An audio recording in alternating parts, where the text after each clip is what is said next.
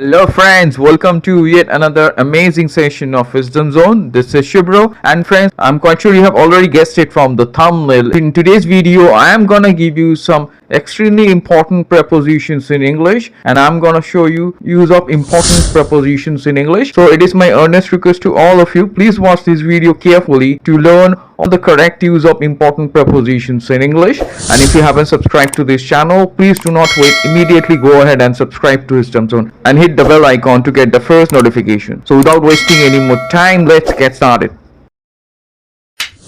So friends, welcome back once again to this fascinating session on use of important prepositions in English. And as I have promised, in today's video you are gonna get some extremely important prepositions, and I'm gonna show you how to use these extremely important prepositions in English. So without further ado, let's get started with today's video. So friends, before I go ahead, let me quickly inform you about prepositions. As you see, what are prepositions? So let me give you a brief and a very simple definition of prepositions so that you can understand. Prepositions are words that show the relationship between people, places and things. These are helpful to show the relationship between people, places and things when you are making sentences in English. So without prepositions, you cannot show the relationship. You cannot show the relationship between people, places and things. As you see the example, books are on the table.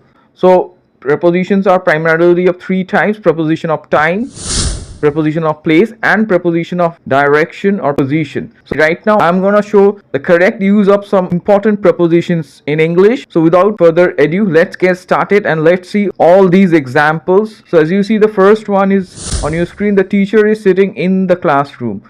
So here I'm using the preposition in because it is telling me that the teacher is in the classroom. Let us turn our attention to the second one. The second important preposition I'm going to discuss is on your screen. The student rushed into the classroom. So here there is a difference. As you understand, the previous one was the teacher is in the classroom. That means the teacher is in the state of rest, and in this sentence the student rushed into the classroom. The student is in the state of action. So that's why I'm using into. So you have to understand, in case of rest we use in, and in case of action, that is in progress, we say into. The student rushed into the classroom. So up next we will see this third one. As you see, the pen is on the desk. Position is on. So let's turn our attention to the next interesting example. The cat climbed onto the roof. So here again I'm talking about an action of climbing on the roof. So it's not in the state of rest, so that's why I'm using onto the roof. That's why onto is used. The cat climbed onto the roof. So let us turn our attention to the next interesting example. The charger is beside the laptop. So again it is the position. That means it is just next to the laptop. That's called beside. So you can use beside.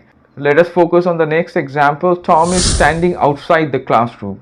That is, he's not inside, he's outside. The position is outside. So up next, let's see the seventh one. He was standing at the bus stop. So in case of bus stop, we use at, not in.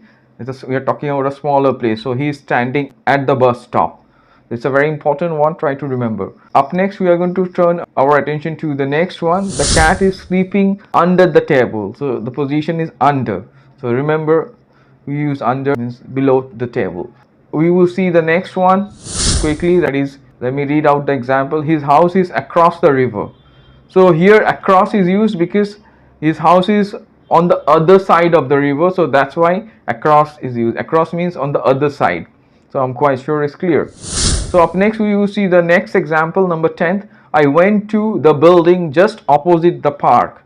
That means the location of that building is just opposite the park. It is situated just opposite the park. So like this way you can also give proper direction. You can explain the position of something or someone also.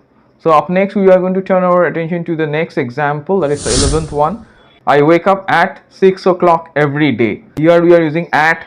Before time we always use at. Before a specific time, at 8 o'clock, at 7 o'clock, at 6 p.m. So always at. So just remember it and don't miss this particular preposition at when you are talking about a specific time. So up next we will see the next example. That is number 12. I don't eat breakfast in the morning. Always in the morning. So we use preposition in before morning, afternoon, evening.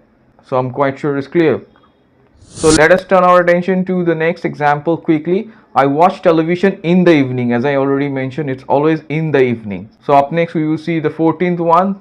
See the 14th example, my dog doesn't sleep at night. So I'm quite sure it's clear, in the evening, in the morning, in the afternoon, but at night. Before night, we have to use at preposition. So friends, let us focus on the last example for today. What's inside your briefcase? So I'm asking what exactly is inside that. So that time you have to use preposition inside.